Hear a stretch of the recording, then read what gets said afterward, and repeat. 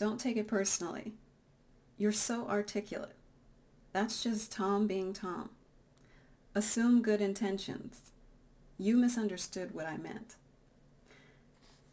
These are just a little bit, that's just a little bit from the book Right Within by Minda Harts.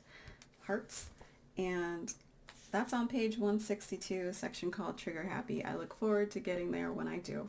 For now, this is a review, recap, and some commentary on the first 50 pages of my reading experience.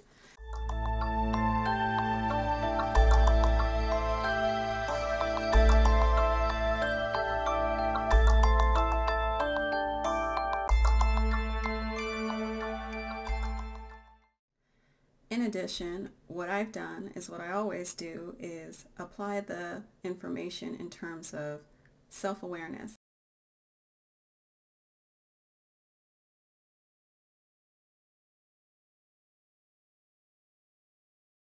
Oh shit, this is so freaking hard to say. Do you really want to do this?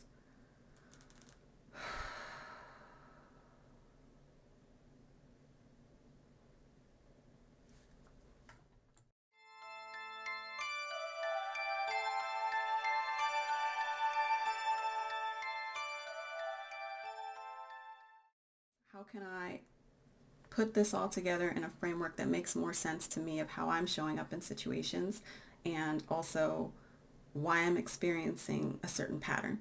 Because there's been something that has occurred to me now more times than I'm comfortable with, and it's been in the workplace, and I've been very avoidant of the idea of calling it racism or racial tension or racial workplace issues. And there's a few reasons for that. One, I feel like it's like commonly beaten out of people that are people of color is to, play the race card. There's a term for it. So we've been kind of systematically also put into a corner where we have to ignore it. And the author does a good job talking about that in this book. I'll say I don't agree with 100% of the things in this book. There's a lot of things that I disagree with. I'll talk about that in the review as well. There are some things that she brought to my eyes that, this is an issue. And I'm realizing that a lot of times the offenders are so unaware of the fact that they are offenders that that's why this thing keeps kind of running wild, is people don't understand the issue and they're trying to fix it, and the result is actually causing more harm and trauma in ways that people who are experiencing it are kind of going crazy because we're left to deal with it in our own private corners without resources. And that's why ultimately I went out and bought this book. This is her second book. I specifically didn't purchase her first book, which is The Memo, because of the fact that I went on Amazon and I clicked search to the reviews, and I looked at some of the negative reviews in addition to the positive ones. And the negative ones were really glaringly things that I would actually agree with and say myself, in terms of I don't need a book that is reversed racist. That's very interesting to me, and one of my big negative takeaways from this book is that it's really about healing, but there's so many examples of coming from a place that is wounded. Case in point, calling out a certain race and highlighting that, white people, white people, white people. It's not an envelope, a blanket. There's no blanket offender here. There's people who behave from ignorance, and there's people who behave from intelligence. There's people who lead with love and kindness and understanding, and there's people who have a disregard for that. There's people who act with their own self-interest, and there's people who do this intentionally. So there's like a spectrum, right? And then there's also like this kind of calling people, name calling, like the Cindys and the Karens and the Chads. That's unnecessary, and I don't need, the rah-rah sister girl talk in order to read this book. It's kind of like you can be an intelligent, articulate person and just write a normal book. You don't have to fill it with a bunch of lyrics from black artists and black music to reel me in. But then there's some people that actually love her writing because of that. So that was The Memo, was her first book, and it's highly filled with a lot of that. I assumed from the reviews. And then this book was a follow-up where there was supposed to be more practical advice, which was the one of the third, biggest criticisms of the first one. It's like, this is mainly information for young Black women that are entering the workforce and aren't aware of all of these things, and how to get a seat at the table is what the subtitle is of that book.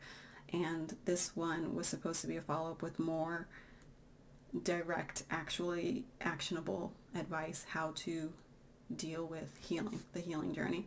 So, and from that standpoint, I'm excited to continue and read on, because the part that I just read, those little few bullet points, were literally 3 things that I just heard in response to a meeting that I had with a superior, trying to bring to their awareness some of the disparate treatment that I was experiencing in the workplace, some things that I had recognized, documented, and came forward with. And it wasn't a prepared conversation, but they sensed something in me and asked me about it. And so I felt like that was an invitation to have an honest conversation. I bit, and I was shot down in terms of receiving some of the textbook responses that this author attributes to racism. So that was kind of eye-opening for me. I hadn't read all of this. Like I said, I started the first 50 pages is what this review is going to be based on, but this was just a quick thumbing through, and I found this on page 162 because I was deciding, am I going to keep going here? Is there more in this for me?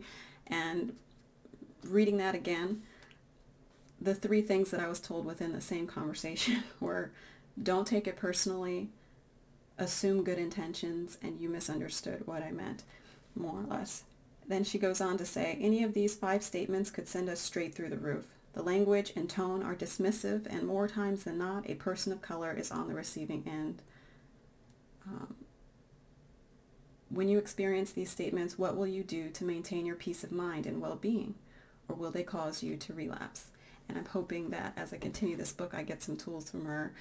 If those words didn't send me flying off the rails in any way, it kind of just, I kind of fell for it. I'm going to be quite honest with you initially, but then again, I had the opportunity of the weekend, the blessing of the weekend, to sit and kind of reflect and go over the conversation and the follow-up conversation, and to see if what I had done was constructive or destructive. Had I just committed career suicide, which, I've seen this, like I said, this has become a pattern career-wise. This isn't the first time these things have happened, and I'll get more into what those things are specifically. But the main thing was, I was trying to see if the intention came across as to say, hey, there's an issue here. I want to resolve the issue, and here are some facts, and here is my observation, and you're coming to me with a place of concern to resolve, so let's see what we can do. But the sad thing is that what I got was something that I'm learning from this book is common: gaslighting and denial of the reality of another person based on a set of factors. And I think that's something that is eye-opening for me. So I decided to do some research into gaslighting, into more of what Minda Harts has to say in her book, and into the other 2 levels of my own personal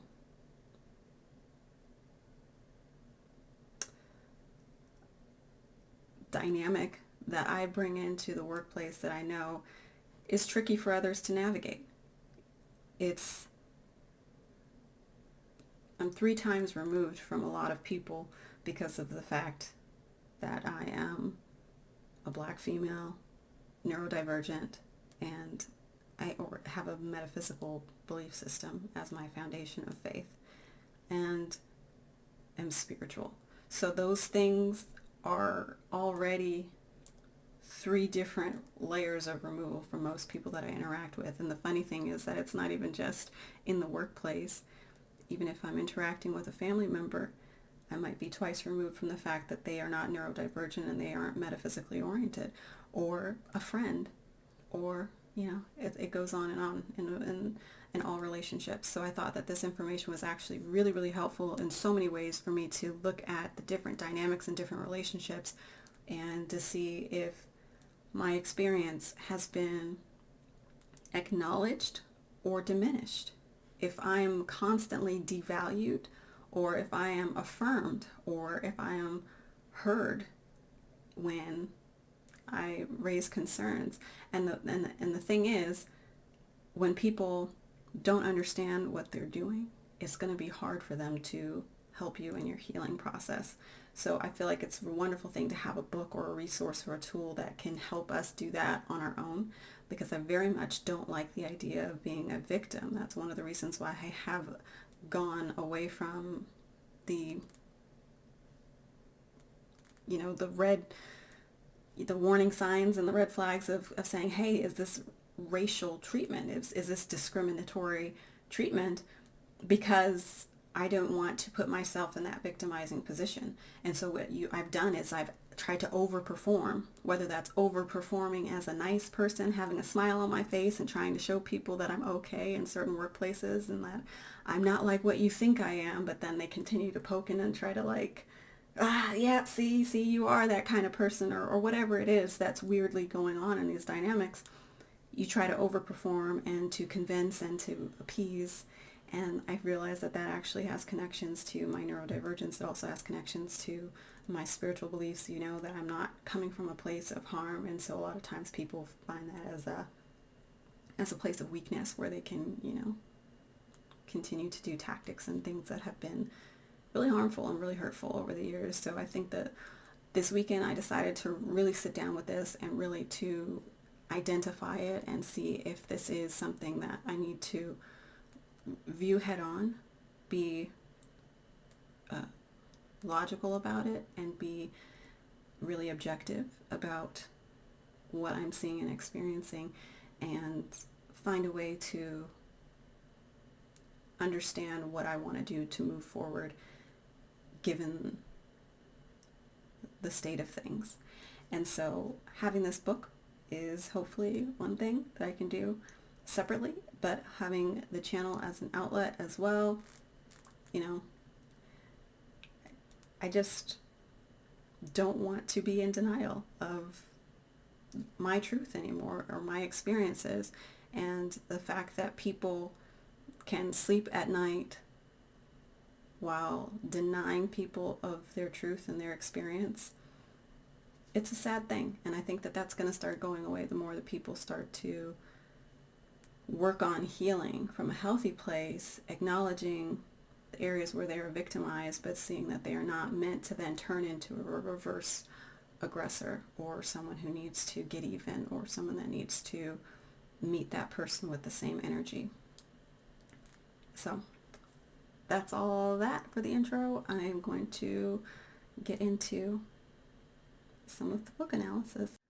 On page 11, Minda writes, under the section, My Thesis, I began to realize that women of color needed to solve a big problem. The problem is that many of us have never given ourselves permission to address and heal from the trauma we've encountered from oppressive workplaces. The older tools of denial don't work. They just enable the gaslighting to continue. And we're going to look back at that term specifically in detail, gaslighting, because that was eye-opening for me when I read this, after I just had a very difficult conversation in my own workplace, in my own experience, while trying to work through some of these similar circumstances. She continues, the burden shouldn't be ours to carry, but we can help each other tell the truth, validate our experiences, and let go of what we can. We can give ourselves space to reaffirm our value, first to ourselves and then to everyone in the boardroom. Reaffirming our value. That was one of the main issues that I tried to gently bring to the attention of an administrator, because I felt like my value was being spoken of in private, in one-on-one conversations, but in every single opportunity where our actual workplace has very specifically built in opportunities to publicly, I guess you could say, or as a team, acknowledge value or share value of a teammate based on how they're contributing, what they do that's extra, how they save the day with XYZ, just small recognition. And it's built into our weekly process.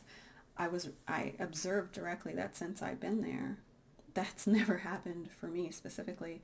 And I feel like that's a red flag.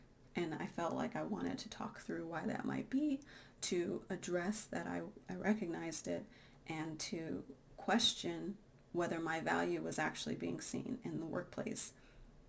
And of course I was, told absolutely. We couldn't, I was told some interesting things. And we'll talk about it when we look at some of the slides, because they definitely directly coincide with this term gaslighting. And I thought that was really interesting. And it gave me something to look at objectively, reasonably, and to separate this from an emotional thing, feeling discouraged or powerless, and just be like, oh, okay, these are behaviors that are patterns of representing people's certain programming and conditioning.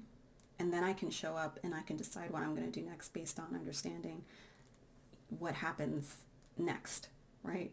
Because if this is going to be the dynamic, then I'm going to have to maneuver around in a certain way, because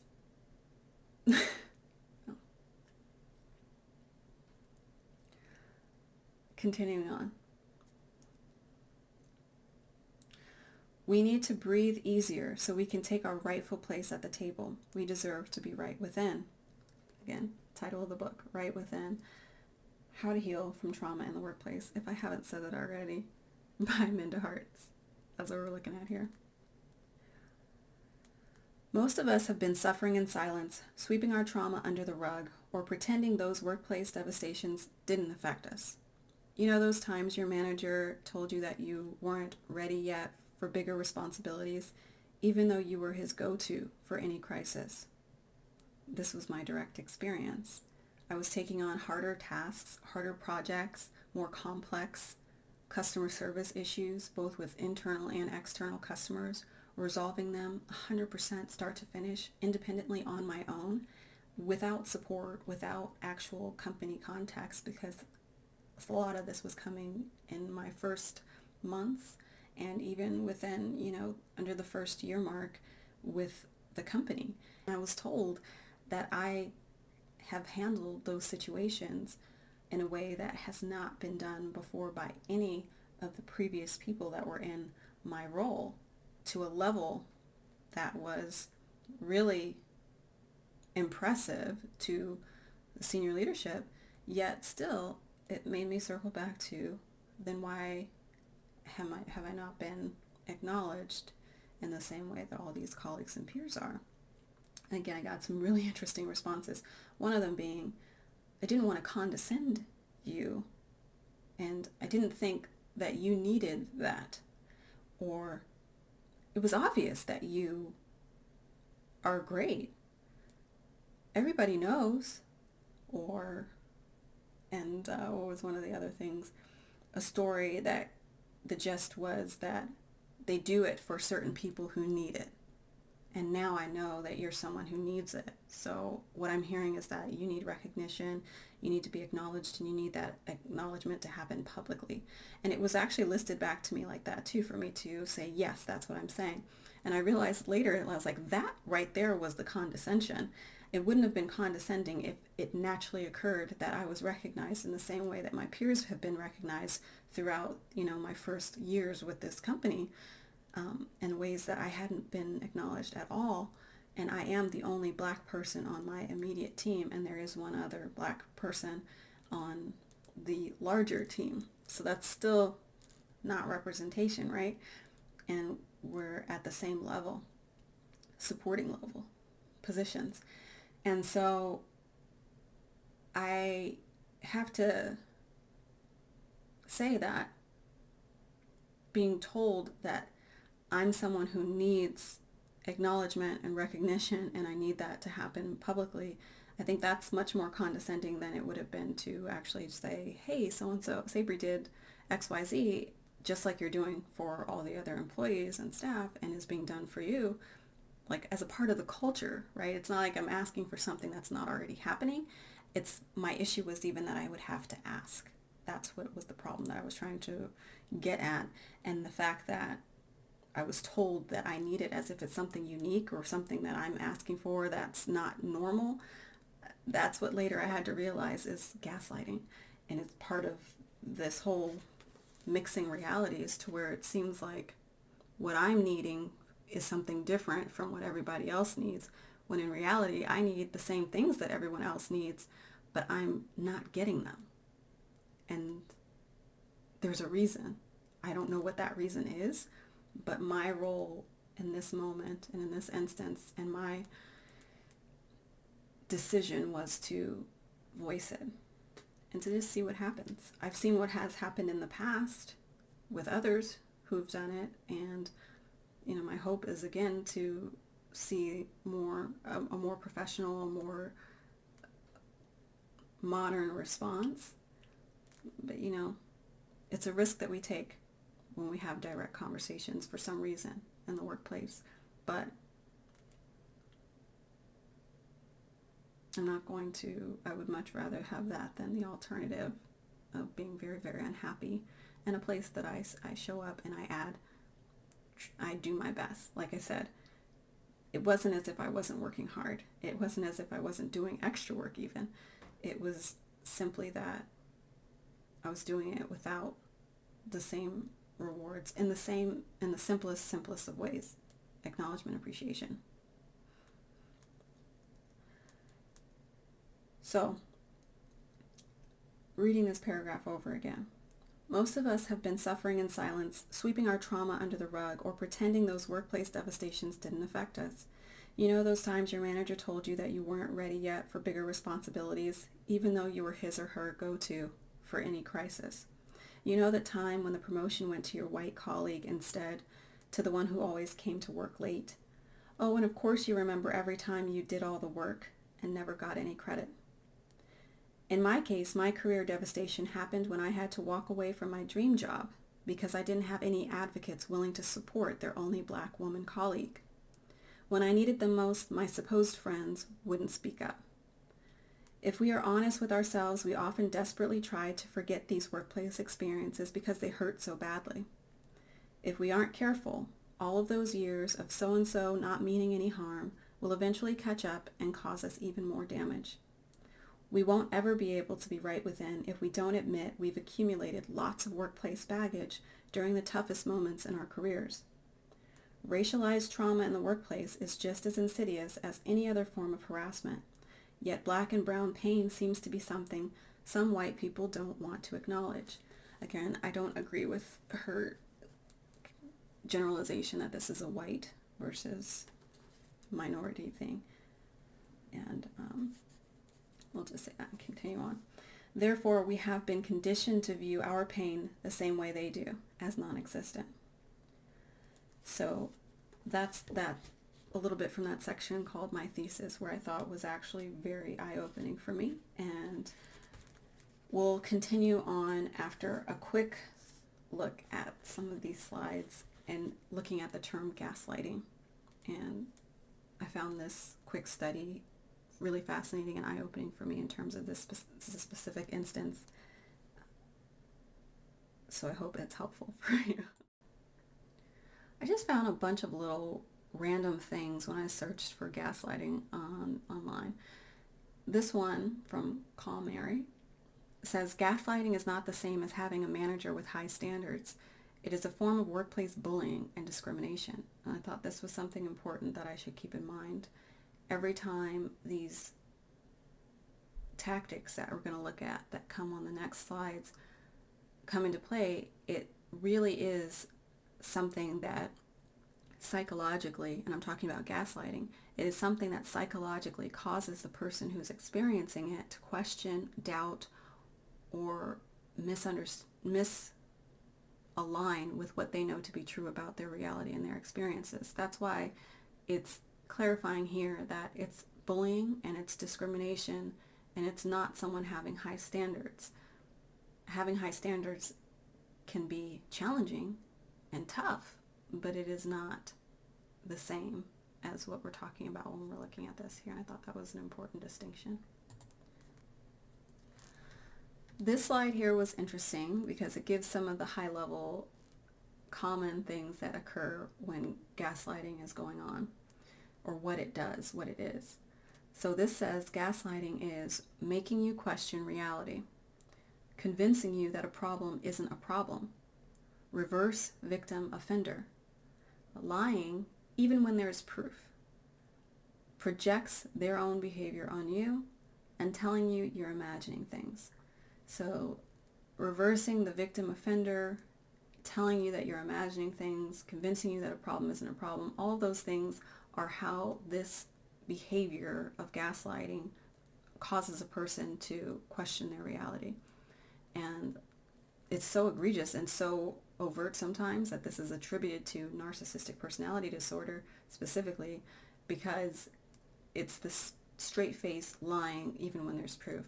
I know that for my conversation recently, I also came to the table with dates and experiences and actual instances that took place, just for the fact that I needed there to be proof, evidence of the circumstances, because in my mind that helps someone say, okay, to go there with you in time and to be like, okay, I do understand what you're saying.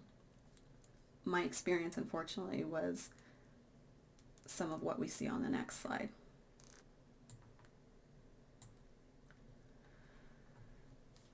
So here it says some signs of workplace gaslighting. Some of the same things we saw in the previous one, but it goes into a little bit more detail. Denying things they have done. Even if it is something that has just happened or something you can prove happened, a gaslighter is quick to deny it and will stand by the lie, trying to force you to believe it. Openly lying. It says that if you notice a colleague lying often and well, it could be a workplace gaslighting tactic. So that's something to look out for. Manipulating the weakness. Knowing what is important to you makes it easier for a gaslighter to make you feel unworthy of them.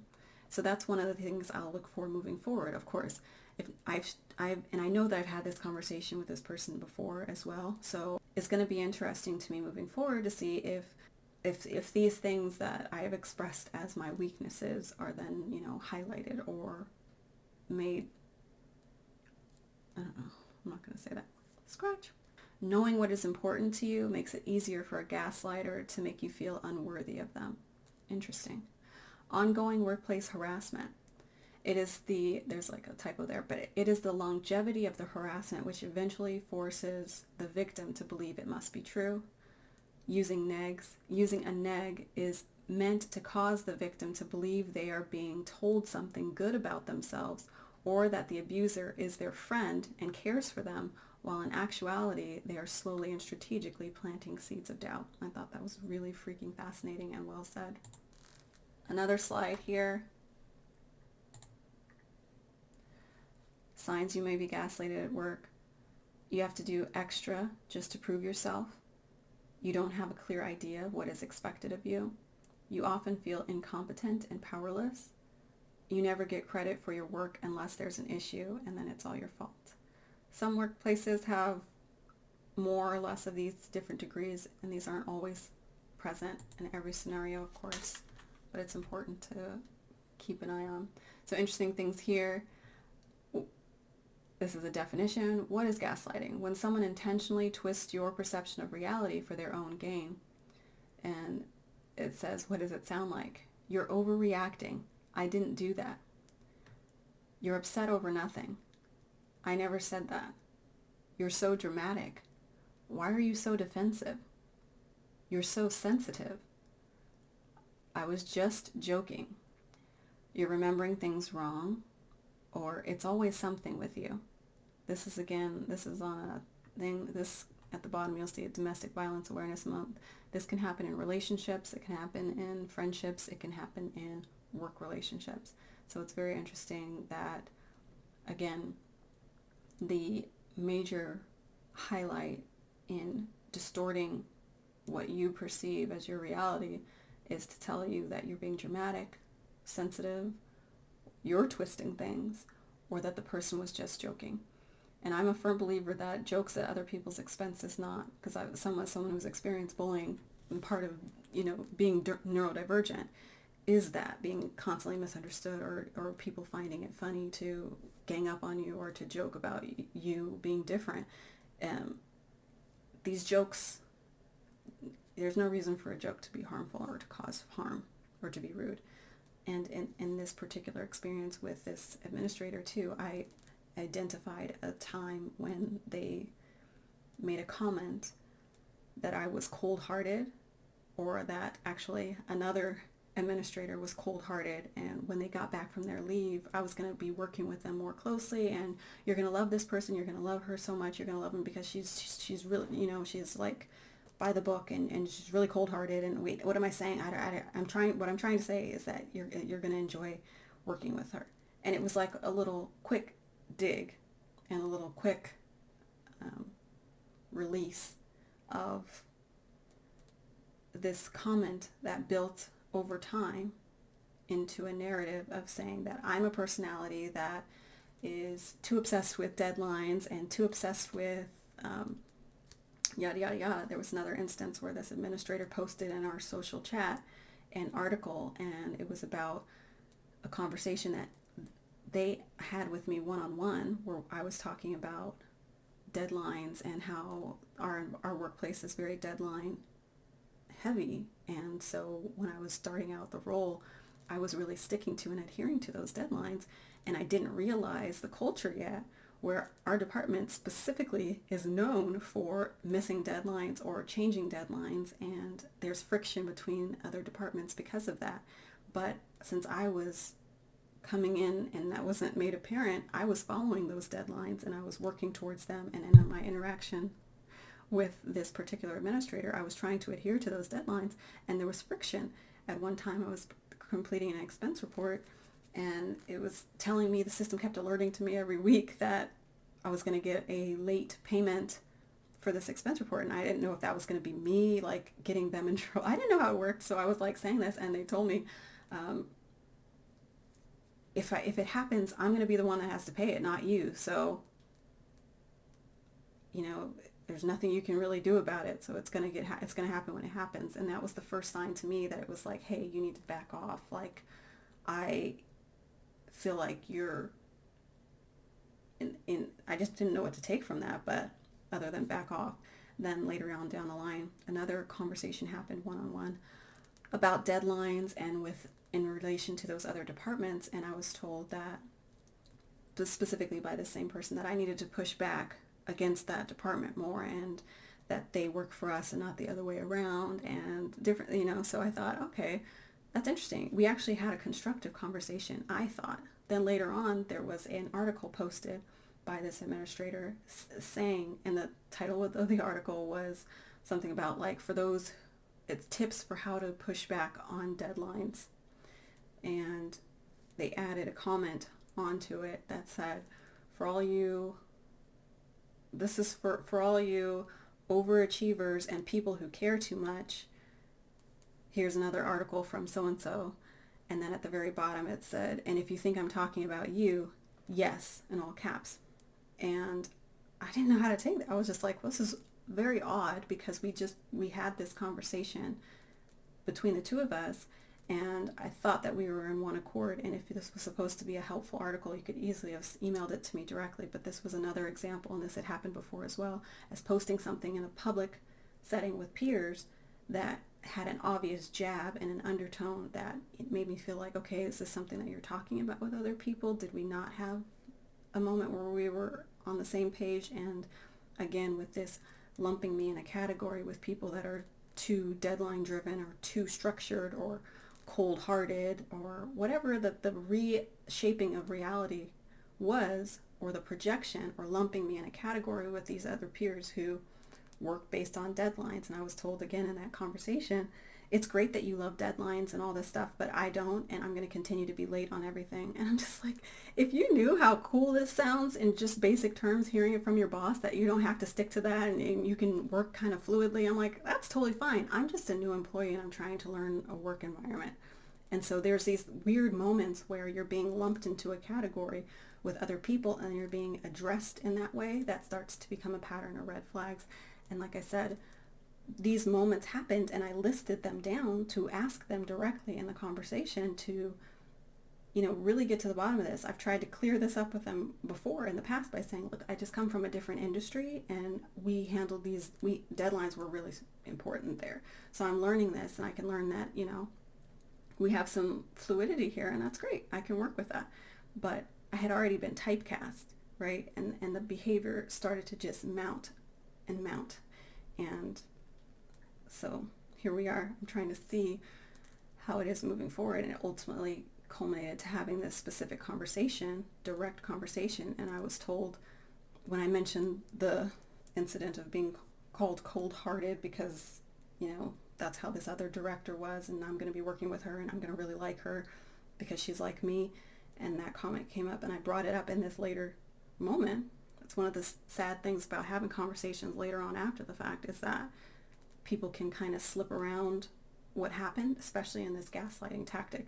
I was told that they were just joking, which again is something that's said here, or they can, not remember the situation. But of course, if it hurt you, or if you experienced it, or if it's something that, was kind of out of left field, like the article being placed on the public, our social platform for our department, saying that you're an overachiever and you care too much, and it's specifically about deadlines, and then it says, and if you think I'm talking about you, yes. This is kind of very awkward and uncomfortable and felt very targeted, right? So these are just things that I'm filing away in my personal Rolodex of like, oh, this is a really bad situation and it's getting worse, and I'm thinking that we're having conversations about it, but it's not getting better. And so I ultimately again had another direct conversation all together when I was asked by this person, what's going on with you, coming from a place of caring and concern. Like right here, it says here, they come to you, the abuser is their friend and cares for them, when in actual, I don't know what that's, what's going on here, but we definitely come together in this very like, I just want to help you and understand you, and I feel so bad, and all of these things that I hear. But again, there's these other things that are happening that it's very confusing. And so that's how I'm learning that this term gaslighting is really a harmful thing in relationships. And I can tell that it's like, it's a real problem, and it really can mess with your head if you don't stick to the facts. And like I said, you write down the date, the incident, and I've got screenshots. I've got, this isn't something that's just in my head. And as much as a person can say, I was just joking, or you're taking that wrong, or you're dramatic, or whatever the case may be, it doesn't take away from the fact that these things happened, and that I'm seeing an outcome that is disparate treatment in the workplace that I wanted to address. Never mind the things that that you did. I'm just saying, hey, if this is now going to be something that's going to be damaging my career or my opportunities or my relationships with peers through slander and gossip, etc., that's going to be a problem for me. And so I'd like to have that stop. I don't know if it will, but this was interesting as well. Examples of gaslighting in the workplace: silently sabotaging, purposely jeopardizing their work with passive-aggressive actions, omitting essential information, being intentionally vague when giving instructions, extreme defensiveness, never taking personal accountability for their mistakes, inauthentic helpfulness, pretending to help as a manipulation tactic, hypocrisy, being overly strict about policies while disregarding those rules themselves. Interesting. And this also, again, translates to relationships. That's why it's so important to understand this concept and to really get clear with it. Like it says at the top, gaslighting can happen in relationships with parents, friends, and coworkers. Some examples of this are distracting with compassion, sugarcoating toxic situations and making their partner feel like they're overreacting, minimizing, or instead of making fun of feelings, calling partners overly sensitive, critical, or dramatic, discounting achievements, often questioning various accomplishments. So again, like in that conversation that I had about how other employees are recognized on a regular basis, this person told me that I needed to get my hands on bigger projects, and that's how I was going to be seen, and I could get my limelight, is how, some of the comments that were made. And because this person also knows that I've directly asked to take my time getting into that because of my neurodivergence, and I need to observe the full scope of the work before I can just, dive in there. And they want to have this culture be, we have to dive in. And so they gave me a project and I did it. I dove in and I pulled it off, but then I didn't get any recognition after it. And it's just weird things like that. But it's also like, then when I did that and I had this conversation, I was like, but it's not just those big projects that are recognized. We have colleagues that are recognized for very, very small things. And it's because that helps. It helps just to know that someone is doing something large or small that helped and added value. And what I was hearing behind the scenes is that my work is doing that, but it's strategically not being shared, and it's creating a situation that could cause damage to other work relationships, and that's where it's a problem. Denying abuse. Sometimes they're so convincing that even the victim starts to believe their version of the truth, and withholding information, insisting they told their partner something when they never did. Interesting. So this one, I'm still going to study longer, and this is getting probably kind of long overall, but I think this is the last slide on the gaslighting topic. Examples and how to respond. I really found the slide on the right was not where I spent the most time, but it really is to kind of double down on, I know what I saw, I know what I heard, I know what I felt. Don't tell me I'm being dramatic. I'm allowed to explore these topics and conversations with you. Don't tell me how to feel. This is how I feel. I don't appreciate you telling me that I'm being too sensitive. My feelings and reality are valid. And I will not continue this conversation if you continue to minimize what I'm feeling and you implement a boundary. Fascinating. Over here on the left, we saw some of the more common comments.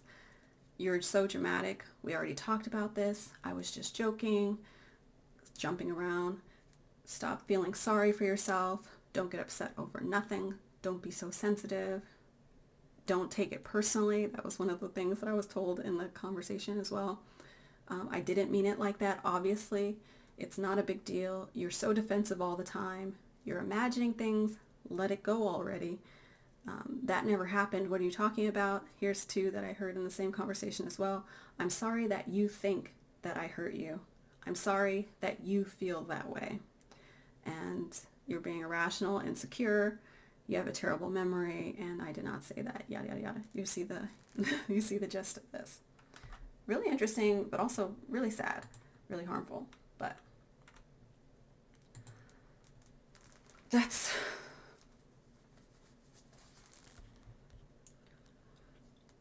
so that's kind of the mindset and the dynamic of what we're talking about here in terms of should you come to the level of strength to address these things directly and try to move forward.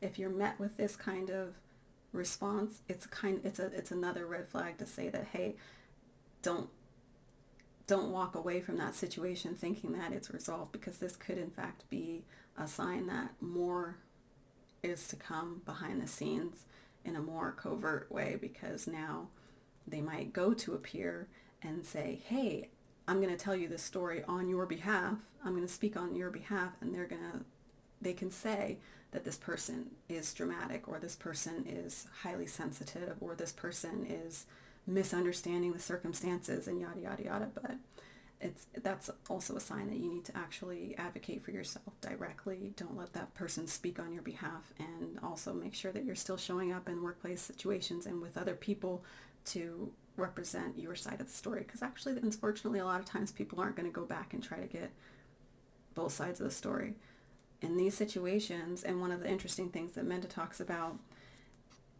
on page 43 is that two things can be correct. I'll read that really quickly now here.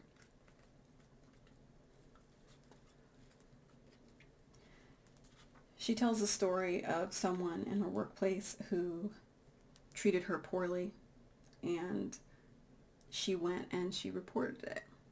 And she was told that, treated like, oh, that person would never do that. I think you must have misunderstood. They had good intentions. This is also something that I was told in the conversation.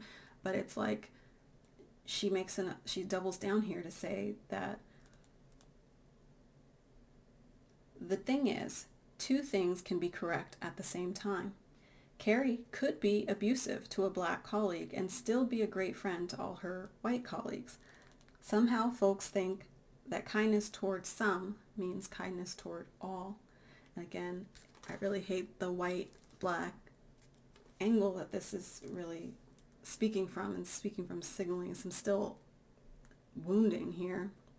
But it is true that these are the dynamics of who's doing this to whom in this circumstance. But the main point being that a lot of times it's so hard to take in that someone could be doing this because that's not the behavior that they're demonstrating to their other colleagues. Why would it be? They haven't othered that person. And when I say othered, they haven't found that label that makes them be like, oh, this is why I'm having this problem with you. A lot of times that comes with what I call the way that I'm 3 times removed from a lot of situations is when I'm showing up in a workplace where I am one of the only black females. I'm also one of the only people that are neurodivergent or will identify or share that openly, or that I have a metaphysical belief system, I'm spiritual, and that's different. Like a lot of people in my particular workplace are open about their religious beliefs and actually very open about how they dismiss a lot of spiritual beliefs and a lot of people who are spiritual or even metaphysical. It's been a running joke very overtly that I also shared as like something that's hurtful and something that I personally wouldn't do. I wouldn't go out and verbally speak out against someone else's religion or their belief system, like that's pretty, it seems like it would be an obvious thing, but the culture has made it appropriate or normal, has normalized being hurtful and harmful to some people and minimizing their experience and their pain. Whereas if the shoe was on the other foot, there would be a lot less tolerance, right? I wouldn't advocate for putting the shoe on the other foot because that's what I'm saying. That's like reverse racism becoming toxic in yourself. But it is allowing yourself to say, hey, this is wrong, and I recognize this is wrong, and that this behavior is happening, and it's being allowed to happen, and I'm the victim of it. But I don't have to be victimized and say, oh, well, it's me. I need to get the tools to acknowledge what I'm experiencing and to move forward in a way that allows people to understand my boundaries or to find tools and resources so that you can understand how to move forward in those situations that are really tough and conversations that are really tough, especially for me, again, from the neurodivergent lens, when some of the issues that were, some of the ways that I've been teased, these jokes in the workplace environment directly correlate to me being neurodivergent, and that comes from a place of people not understanding what that means or how that affects my work. And I'll just share that one of the things that was so fascinating for me too was I was looking up some of the symptoms of, one of the neurodivergent labels that they have was for Asperger's, and we'll just look up some of those slides. So one of the things is that Asperger's is not commonly referred to anymore. It's now considered level 1 autism spectrum disorder. People previously used to diagnose this as the highest functioning end of the autism spectrum. It was retired in 2013, as it says here on this slide, and still used in some circumstances. But some of the characteristics here. All right. Okay, so this is interesting too. It gives some of the characteristics of Asperger's. It says that of intellectual or artistic interests, delayed motor development, this isn't always the case, development of harmful psychological problems. Some of these are kind of an offshoot of high-level social anxiety or feeling othered and bullied, and that could obviously lead to depression and other kinds of things. or OCD, kind of trying to mask and cope, and then having like breakdowns episodes. There's all kinds of things that happen to folks that are on the spectrum and experience these kinds of challenges that of people trying to interact with someone that they don't really understand. But some of these things that were here that I really wanted to point out are persistence. And you see this person here working really hard. I was reading a book proposal where it was talking about how some companies are moving towards hiring people that are on the autistic spectrum, specifically for tasks that are extremely detailed and what some would call monotonous work that's very detailed, very repetitive, and very challenging. This work is where a lot of autistic people thrive because we're able to do that. We feel comfortable working behind the scenes rather than in front of a big audience and talking to people, where that really depletes the energy. We're fueled by and energized by work that we can do well at that is independent. We like routines, we like patterns, we like being very detailed. And so another thing is high integrity. Some of the companies learned that, hiring people that are autistic, if you ask them a question, they'll be very honest with you, because we don't operate from the same social cues and nuances. Asperger's was also, associated in the past with being kind of like a form of Tourette's, in the inappropriate way that you speak direct, and it could be offensive, people will say, because it's the truth. And unfortunately, we live in a place where a lot of people sugarcoat the truth, or we dance around what we're saying, or we lie to fit in with the politics. It's a lot more challenging for people that are on the spectrum because you don't have that filter of social cues. A lot of times you work and you're operating off to yourself, and when you go out with people and you're communicating and you don't pick up on those cues, or you have poor social skills, as this is said, but it's really not that you have poor social skills. You're just not socially driven. You get your energy from a different source, and people don't naturally think that this is normal behavior. So unless someone understands this about you and has that patience to interact with you and understanding that you're not coming from a place of harm, you're coming from a place of just pure truth, because it's almost like a blank slate where you're like, oh, I don't know that that's bad. I don't know that I'm not supposed to say this in a social setting because this could jeopardize my career path. Someone could do something to harm me based on this because they could, misinterpret it. But, oh, we're not supposed to say the thing about the elephant in the room. It's just like, we don't have the same filters in a lot of ways. But this here in the bottom corner, you come from a place of high integrity and persistence and detail oriented. So again, if I'm looking at a piece of paper and it tells me like this is due by this date and this needs to be done in this way, I'm going to be like, oh, I need to handle it in this way. And to realize that I'm seen as, I'm now othered as, oh, you're part of the people that work in that department, where now we're in opposition because you're projecting that relationship that you have with these other people that are this way onto me. And I'm like, I had nothing to do with that. I'm just trying to work as directed. And I'm working off of routines and yada, yada, yada. And so now I try to have a conversation with this person about that. And I thought that it was safe to do so. But, there's all of these different reverb and recourse of sometimes not understanding that conversations that end with people saying something that seems like it's on the same page doesn't always compute that way. And so that's part of like staying aware so that you can continue to see how things play out.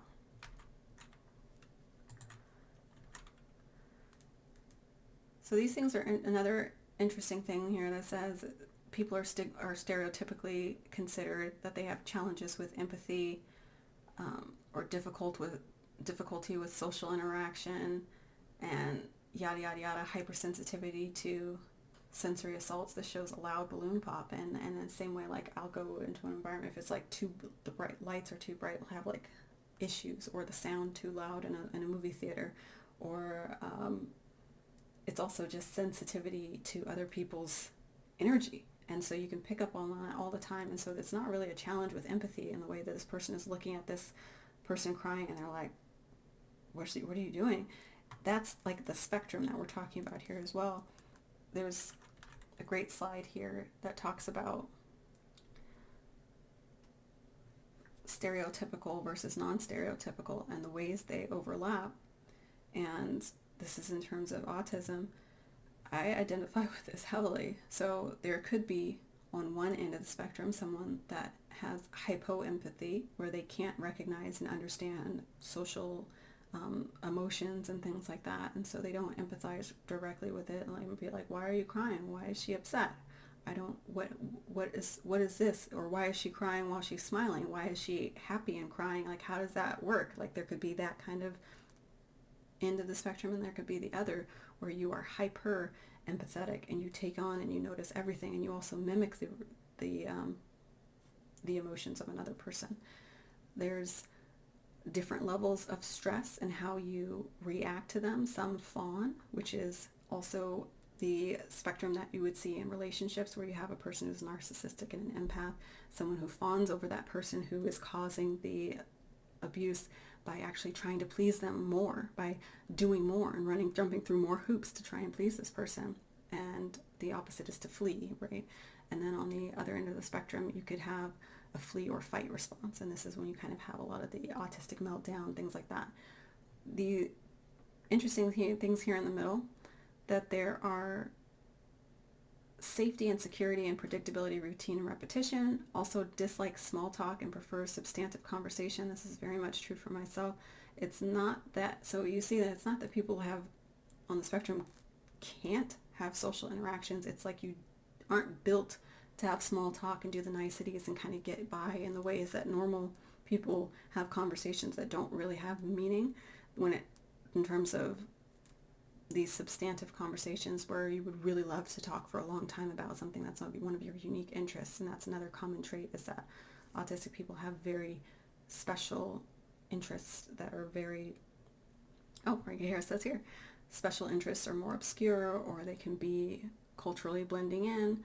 Some people that are autistic can camouflage their traits and mimic social norms, and I was telling my boss this, socially blend in, but you have a diffuse sense of self and high anxiety, because that could also lead to a loss of identity, or people saying that you're fake because you change in different environments and whatnot. But that's really a tactic that has been done to cover up autistic traits, because on the other end of the spectrum, when you show up as your normal self, a lot of times that behavior and those differences are more obvious, and you experience more bullying and isolation. So it's very interesting. And again, there's common misdiagnoses here on the bottom, and also concurrent diagnosis that happen. Usually, like a person who's ADHD is usually also having anxiety, and is also usually on the spectrum in some degree. And just a lot of interesting stuff here that I found.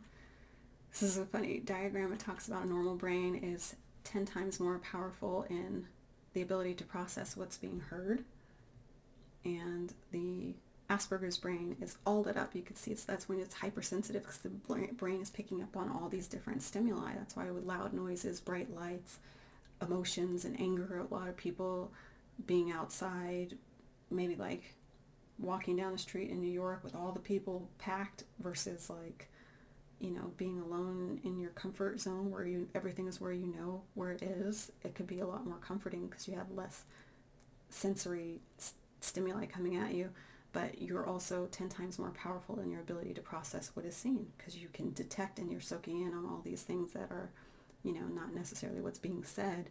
You can pick up on social dynamics and things that are happening that other people are like, oh, I didn't realize that's going on, or I didn't realize that you would hear that I said that just now and you remembered that. But you're soaking in these things on a much more heightened level, and a lot of people, I guess, don't realize this. I like this one too. I'll leave it up for just a second. It talks about some of the myths versus facts. It's not a mental illness. It's a neurodevelopmental disorder. It's not that people that have this are not intelligent. You can have average or above average intelligence. In fact, one of these, that people lack empathy and emotions, but in truth, people with Asperger's can experience a wide range of emotions and exhibit empathy in their own unique way, which I mentioned, kind of in that previous slide. And we don't all have the same traits. It's a spectrum disorder. Individuals have strengths and challenges and behaviors that vary. And it behooves people who want to be more inclusive and have a environment that really is inclusive and fair for everybody, that you take that into account, that, you know, people do need to have awareness of different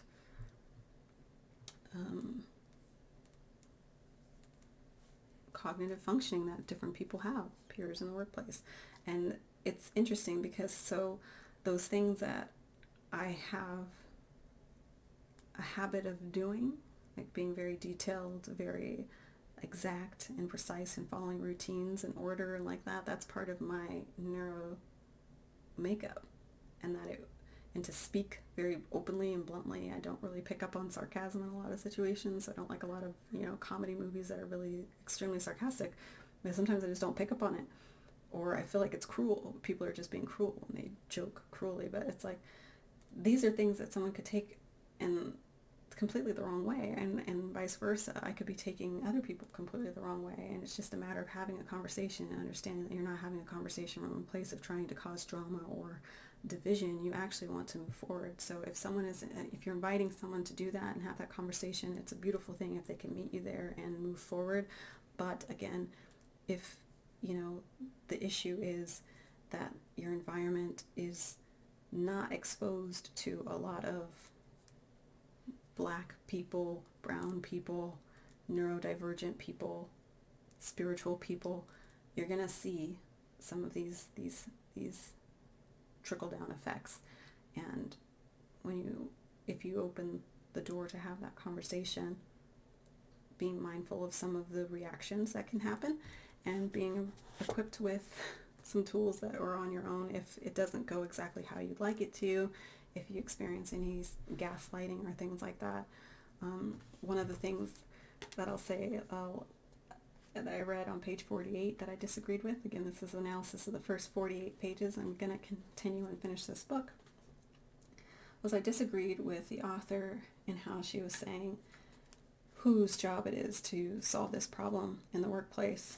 She says, executives have to prioritize psychological safety for everyone on their staff. I think that's true. But she says it shouldn't be on the women of color to dismantle a workplace's racism. We have to be given much needed space to heal from past abuses. Yes. If a workplace is predominantly white, then the dominant group needs to take on the task of doing the anti-racist work of addressing our pain.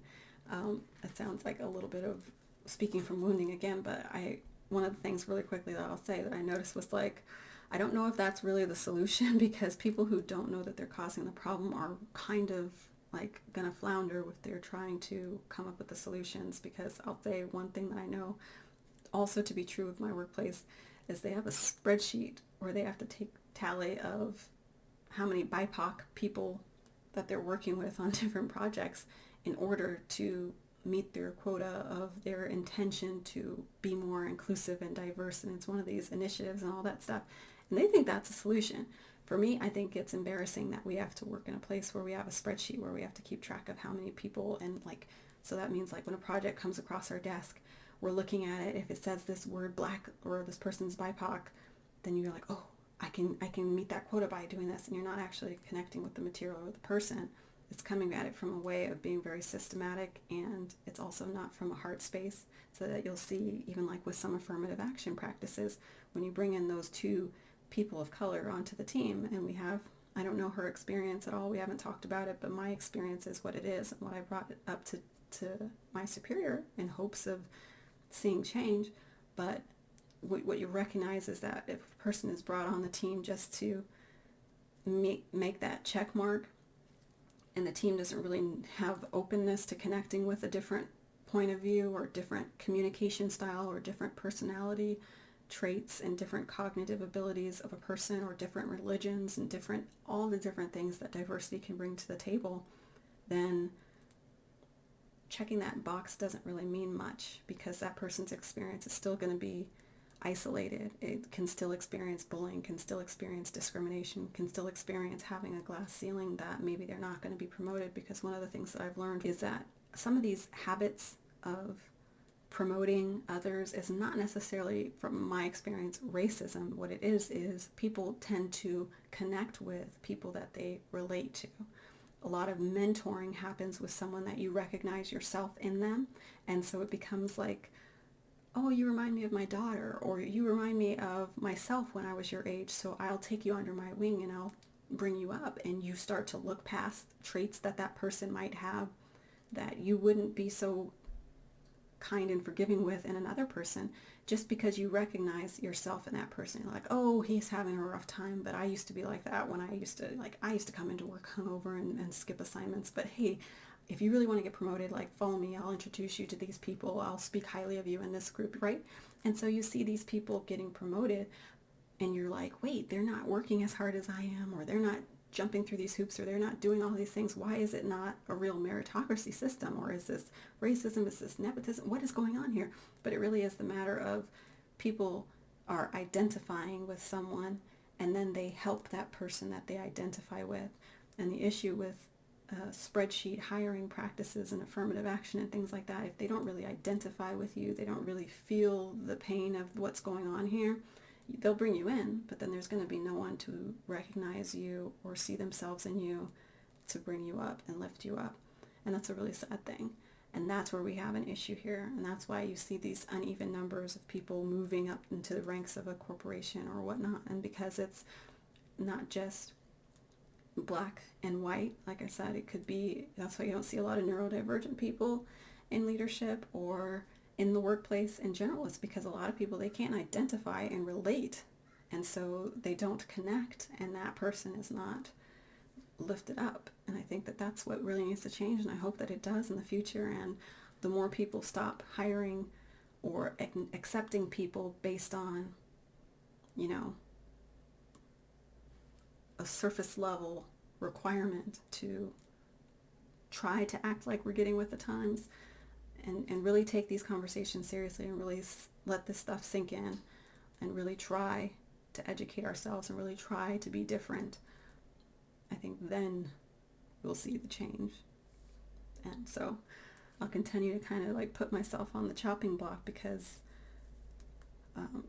I do feel very heavily because of all the sensory input that I'm taking in based on, you know, whatever. But the tools that I work on in my personal life, which is being obsessed with self-development and personal growth and all that stuff, my metaphysical belief system is a study of first causes and identifying, you know, our true identity, the true self, that at the underpinnings of all of it, we're all interconnected. So I wouldn't want to hurt so-and-so because I'm hurting myself, and I see these things like it's going to revert back to me. Like, all those things kind of shape how I decide to speak up and speak out. It hasn't always worked out the best for me, but it would be a disservice to myself. It wouldn't be being true to myself if I didn't continue to do the hard thing, because it's what I'm expecting others to do. And one day they will. I have to believe that, or, you know, I'd like to believe that. And here I am doing that again. I hope that this was helpful to someone in some way. It was definitely helpful for me, so that's why I will say at the end of the day that I've done it. And I'll see what I put up of this. I hope that I post this. I don't know, but thank you so much for watching. If you got to the end of this video, please, you know, feel free to reach out to me, comment, or let me know any experiences that you've had, or pick up this book. I will say again, there's some really annoying stuff in there if you're not of a person that has unhealed wounds in terms of your racial, your association with other races. If you can look past some of those things, it might be helpful for you. I'm still 50 pages in, so don't quote me, but at least some of it has been helpful, and at least the idea of acknowledging the issue. Thank you so much for watching. I'll see you in another video. Take care.